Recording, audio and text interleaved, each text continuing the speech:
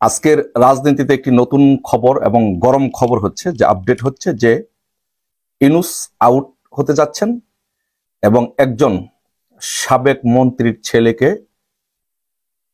Confidential reason. দর্শক, দেশ প্রবাস দূরে কিংবা কাছে বসে যারা আমাদের দেখছেন, আশা করি সবাই ভালো আছেন। দর্শক, এই মুহূর্তে পাওয়া এই বছরের সব থেকে গরম এবং আকর্ষণীয় একটা সংবাদ আপনারা দেখতে চলেছেন। তাই সবাইকে রিকোয়েস্ট করব, সবাই আজকের সংবাদটির দিকে ভিন্নভাবে খেয়াল করবেন। দর্শক, ডক্টর ইউনূস পরিবর্তন হয়ে যাচ্ছে। হ্যাঁ, সংবাদটি দিয়েছে আওয়ামী লীগের একটা নির্দিষ্ট ব্যক্তি, একজন পপুলার ব্যক্তি, যে বলেছে একজন মন্ত্রীর ছেলে উপদেষ্টা হবে এবং ডক্টর ইউনূস বিদায় হবে। তো দর্শক, কথা না বাড়িয়ে চলুন আমরা বিস্তারিত এ বিষয়ে তথ্যগুলো জেনে আসি। লাইক দিয়ে সাথে থাকবেন। আসসালামু আলাইকুম। পৃথিবীর সবাইকে সালাম ও শুভেচ্ছা জানাচ্ছি, পৃথিবীর যে প্রান্ত থেকে দেখছেন। আসসালামু আলাইকুম। আজকের রাজনীতিতে একটি নতুন খবর এবং গরম খবর হচ্ছে যে আপডেট হচ্ছে যে ইউনূস আউট হতে যাচ্ছেন এবং একজন সাবেক মন্ত্রীর ছেলেকে কনফিডেন্সিয়াল রিজনে, সে নামটা বললাম না, তাকে প্রধান উপদেষ্টা করে নির্বাচনের জন্য নতুন উপদেষ্টা পরিষদ গঠন করা হচ্ছে। সো বাংলাদেশের রাজনীতিতে আজকের যে ঘটনাটি, যে সেটি হচ্ছে যে আসলে রাজনীতিতে স্পেসিফিক প্রেডিকশন করাটা বা রাজনীতি স্পেসিফিক কথা বলাটা ডিফিকাল্ট হয় এই কারণে যে রাজনৈতিক অবস্থার পরিবর্তন হয়, সময়ে সময়ে ক্ষণে ক্ষণে পরিবর্তন হয়। এর মধ্যে যে কতগুলো পূর্বের সিচুয়েশন ছিল, বহাল ছিল, তার মধ্যে নতুন একটি মাত্রা যোগ হয়েছে। যে পূর্বের বিষয়গুলো ছিল যে শেখ হাসিনা বাংলাদেশে পুনর্বহাল হতে পারে, আওয়ামী লীগ সরকার পুনর্বহাল হতে পারে। এটা একটা খুব জোরালো একটা অপশন। তারপরে যদি এই অপশন কাজ না করে, তারপরে নির্বাচন হতে পারে অথবা ইউনূস হটা আন্দোলন হতে পারে। এই অপশনগুলো ছিল। তার মধ্যে নতুন একটি মাত্রা যোগ হয়েছে গতকালকে থেকে, যে আলোচনা হচ্ছে ক্যান্টনমেন্টে, যে সেনাবাহিনী বেসিক্যালি চাচ্ছে যে নির্বাচন দিয়ে বের হয়ে যেতে, তারা সেই দায়টা নিতে চাচ্ছে না। সেই জন্য তারা ইউনূস যেহেতু নতুন এই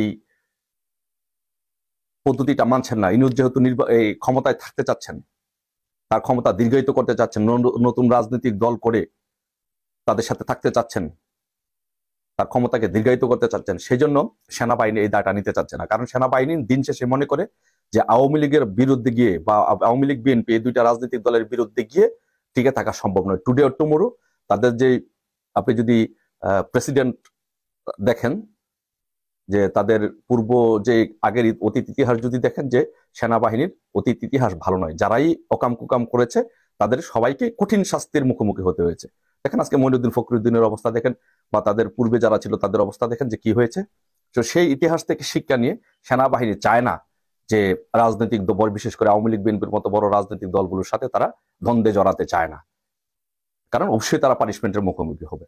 তো সেই জন্য যেটা করতে চাচ্ছে, যে ইউনূস চাচ্ছে ক্ষমতা থাকতে, সেনাবাহিনী চাচ্ছে নির্বাচন দিয়ে দিতে। এই দুই দ্বন্দ্বের মধ্যে গতকাল রাত্রে কিন্তু সেনাবাহিনী ক্যান্টনমেন্টের ভিতরে কিন্তু গুলির শব্দ শোনা গিয়েছে, গুলির আওয়াজ শোনা গিয়েছে। সেনাবাহিনীর ভিতরে প্রচন্ড পরিমাণে দুই তিনটা গ্রুপ সক্রিয়, তা যে কোনো মুহূর্তে সেই 75-এর মতো বিদ্রোহ পাল্টা বিদ্রোহ, অভ্যুত্থান পাল্টা অভ্যুত্থান, এগুলোর মতো সিচুয়েশন হতে পারে।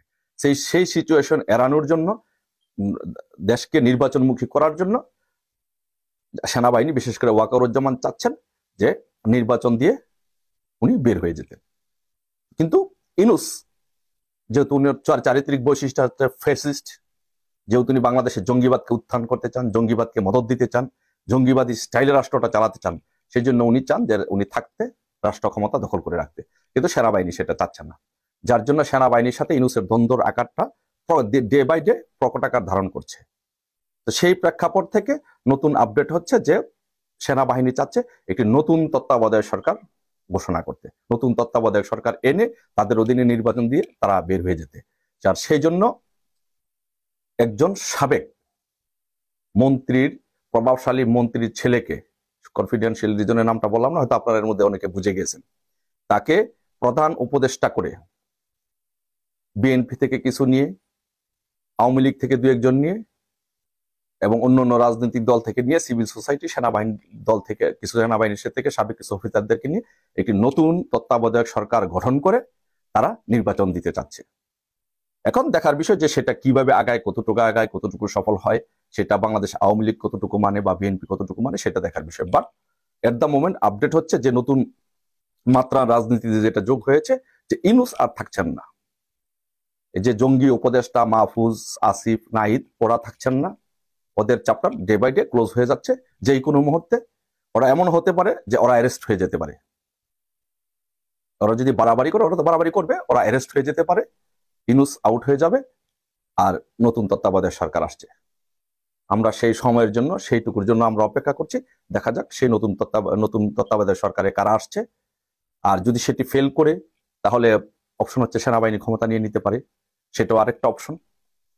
সো দেখা যাক, এখন আমরা অপেক্ষায় আছি যে বাংলাদেশ ক্যান্টনমেন্টের ভিতরে প্রচন্ড পরিমাণে এগুলো নিয়ে ঝামেলা হচ্ছে, এগুলো কোন দিকে মন নিচ্ছে, এগুলোর জন্য আমরা অপেক্ষা করছি। আপনারা সবাই অপেক্ষা থাকুন, ইনশাল্লাহ বিজয় আমাদের সুনিশ্চিত। যে কোনো ফর্মেটে আসুক, যাই আসুক না কেন, আমাদের মাঠে প্রস্তুতি নিয়ে থাকতে হবে। কেউ আমাদেরকে ক্ষমতা বসিয়ে দিতে পারবে না।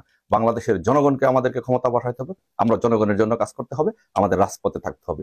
বঙ্গবন্ধু কন্যা নির্দেশের জন্য সকলে অপেক্ষা করুন। নির্দেশ দেওয়ার সাথে সাথে ইনশাল্লাহ সবাই রাজপথে নেমে পড়ুন। জয় বাংলা, জয় বঙ্গবন্ধু, শেখ হাসিনা তিস্তা।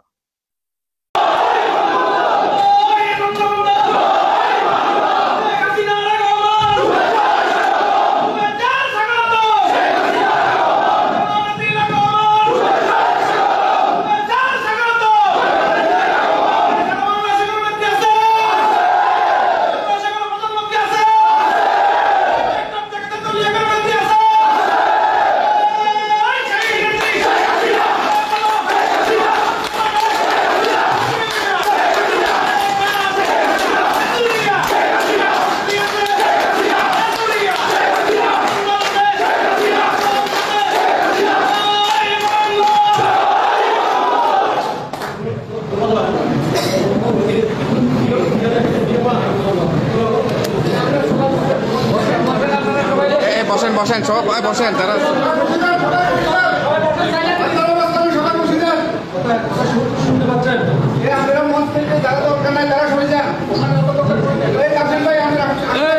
আশেপাশের লোকজন সরে যান। এখন আমি আপনাকে আজকে আমরা সর্ব আফ্রিকা আওয়ামী লীগের প্রতিবাদ ও বিক্ষোভ সমাবেশে আপনি আমাদের সাথে যোগ দিয়েছেন, এর জন্য আপনার প্রতি আমরা কৃতজ্ঞতা জ্ঞাপন করছি। আমি দলের সাধারণ সম্পাদক হিসেবে সবার পক্ষ থেকে সর্বপ্রথম আপনাকে সালাম জানাচ্ছি। আসসালামু আলাইকুম ওয়া রাহমাতুল্লাহি ওয়া বারাকাতুহু।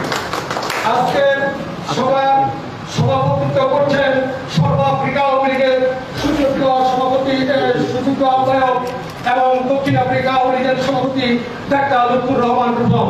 আমি আপনাকে ধারণার জন্য দিচ্ছি, আমি 1 মিনিট শুধু আর সময় নেব, এরপর আপনার বক্তব্য শুনবো। দক্ষিণ আফ্রিকা আওয়ামী লীগের 9টা প্রভিন্সের সভাপতি সাধারণ সম্পাদকের নেতৃত্বে সকলে।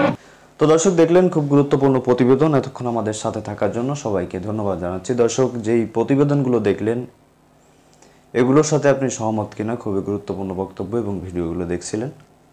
অবশ্যই বিষয়ে আপনাদের মতামতটা চাই। আর হ্যাঁ, আমাদের এই চ্যানেলটি সম্পূর্ণ নতুন, অবশ্যই আমাদের এই চ্যানেলটি সাবস্ক্রাইব করে রাখবেন এবং বেল আইকনটা অবশ্যই বাজিয়ে রাখবেন, আর সংবাদটি শেয়ার করে দেবেন।